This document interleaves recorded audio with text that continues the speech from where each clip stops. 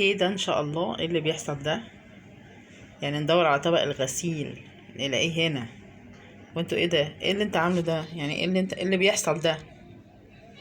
بصوا، حاضن كوكي ونايمين في طبق الغسيل. يعني امبارح نايميني على الغسيل والنهارده واخدين طبق الغسيل.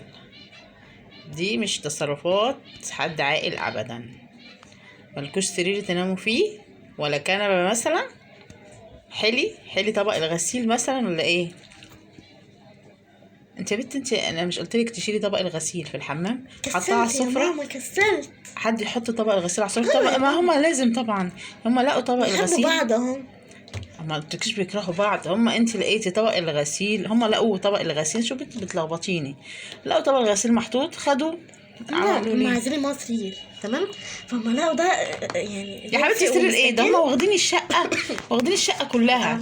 يعني واخدين السراير بتاعتنا والانتريه والسفره والمطبخ وفي الحمام، لا مش انت كل بتقولي حته. فداهم، انت قلتي فداهم. بيبسي انت مش نايمه يا بيبسي، ما تستعبطش لو سمحت، قوم باحترام. هي اللي نايمة.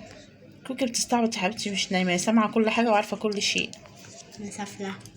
لو سمحت انا هروح المطبخ ارجع الاقيكوا قمتوا من الطبق، عشان عايزه الطبق عشان احط فيه غسيل، مش عايزه استعباط. يقولوا لك امال.